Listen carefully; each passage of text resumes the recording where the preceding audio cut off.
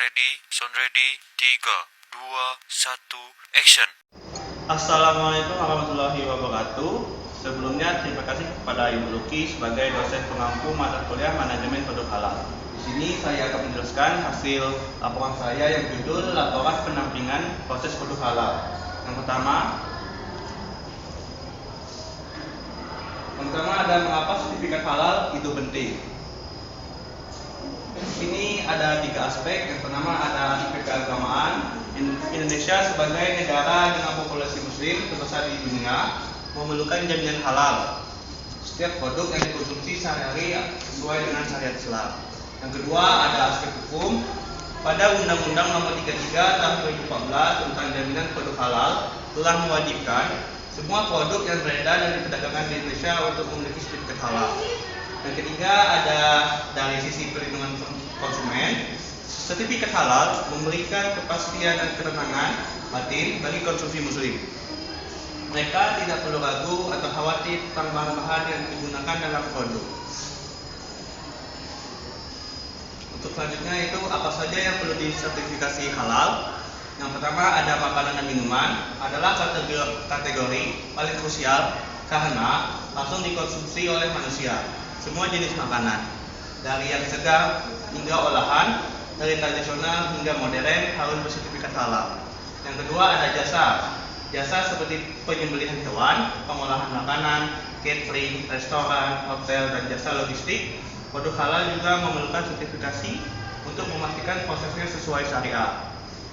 Yang ketiga ada kosmetik dan produk perawatan tubuh, mencakup skincare, make up, parfum, sabun, shampoo, lotion, dan produk kecantikan lainnya.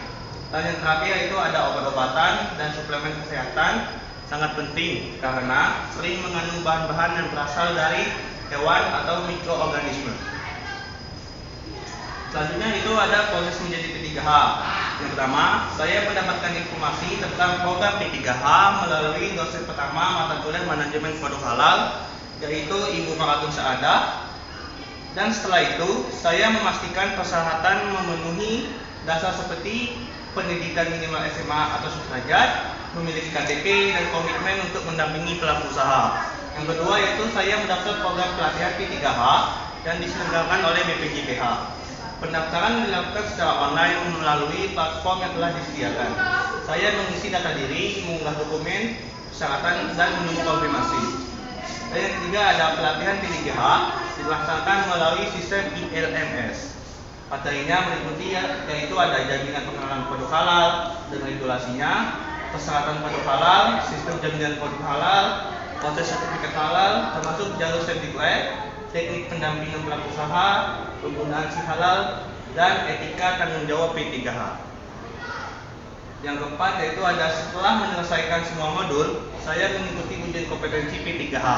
Ujian ini menguji untuk pemahaman saya tentang seluruh materi pelatihan. Soal ujian berbentuk pilihan ganda dan esai yang mencakup aspek regulasi, teknis, dan praktis. Dan yang terakhir itu setelah dinyatakan lulus, saya melakukan registrasi sebagai P3H di sistem si halal. Saya membuat akun P3H dengan mengisi data diri lengkap dan mengunggah sertifikat izin pelatihan. Setelah direvisi oleh BPJPH, akun saya diaktifkan dan saya resmi menjadi P3H. Selanjutnya ada cara mendapatkan pelaku usaha. Yang pertama, pelaku usaha pertama saya yaitu adalah sepupu saya sendiri yang memiliki usaha sarapan pagi. Saya menghampiri beliau di kota Kuala Tunggal yang beralamat lengkap di Jalan Syarif Hidayatullah, Tunggal Ilir, Kabupaten Tanjung Jabung Barat, Provinsi Jambi. Yang kedua, saya menjelaskan bahwa saya baru menyelesaikan pelatihan P3H dan memerlukan praktik pendampingan dan menawarkan pendampingan gratis dan menjelaskan manfaat sertifikat halal. Yang ketiga, saya menjelaskan bahwa justru sekarang adalah momentum yang tepat karena ada jalur sertifikat yang gratis dan mudah.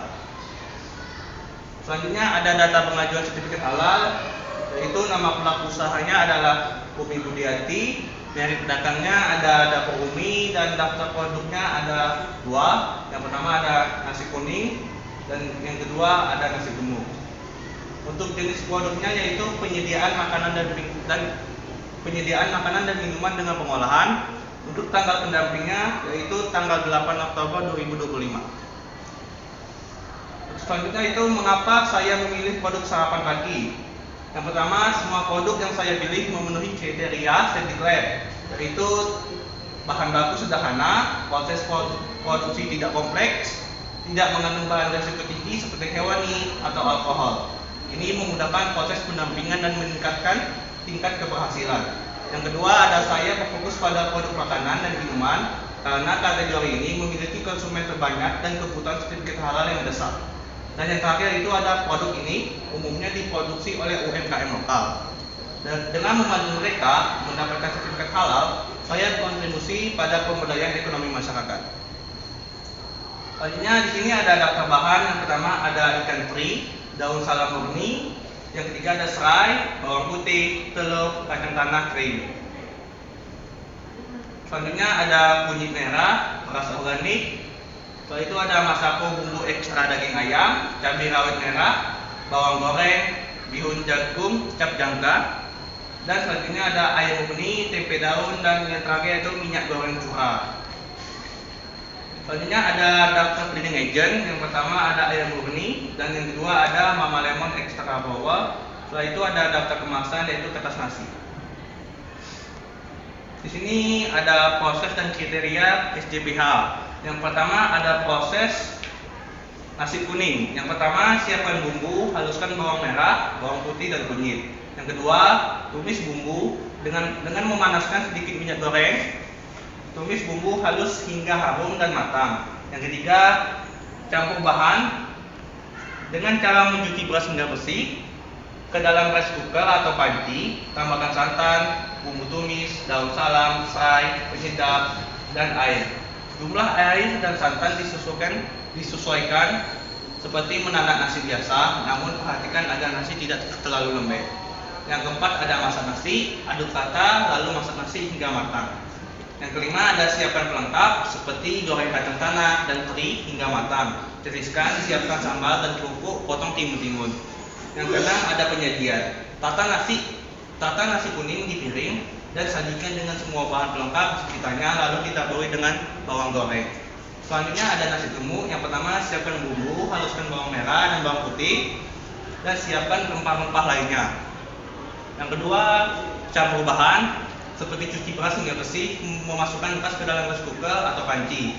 Yang ketiga ada tambahkan cairan atau rempah, tuang santan dan air, dan bumbu halus atau geprek, daun salam, serai, dan penyedap seperti garam. Yang keempat ada masak nasi, aduk rata lalu masak nasi hingga matang dan tanak. Yang kelima siapkan pelengkap seperti goreng kacang tanah dan teri hingga matang. Tiriskan, siapkan sambal dan kerupuk dan potong-potong timun. Yang keenam ada penyajian. Sajikan nasi gemuk yang masih hangat dengan semua bahan pelengkap dan taburan bawang goreng. Yang kedua ada kriteria SJPH. Untuk kriteria SJPH, pemenuhan kriteria sistem jaminan produk halal telah diverifikasi langsung ke lokasi pelaku usaha. Selanjutnya ada foto produk dan pendampingan. Next. Langkah selanjutnya setelah selesai P3H. Yang pertama, langkah pertama saya pemantauan status pengajuan dengan cek berkala di akun Si Halal. Saya login ke akun P3H dan cek status setiap pengajuan yang saya dampingi. Yang kedua ada langkah kedua, mengikutsertakan klarifikasi atau pengembalian dari BPJPH. Jika ada permintaan klarifikasi, kadang BPJPH minta klarifikasi atau dokumen tambahan jika pengajuan direktur atau dikembalikan. Yang ketiga ada edukasi, persiapan pasca sertifikasi seperti penggunaan logo halal dan kewajiban menjaga kehalalan. Next. Setelah itu ada langkah setelah sertifikat halal terbit. Yang pertama ada informasi sejarah. Begitu saya lihat di sistem bahwa sertifikat halal sudah terbit, saya segera menghubungi pelaku usaha dengan cara mendownload atau verifikasi dan serah terima. Bisa dikirim melalui file PDF, melalui email ataupun WhatsApp. Yang kedua ada edukasi penggunaan logo halal. Penjelasan detail tentang logo halal resmi. Cara mendownload bisa didownload melalui website BPJPH.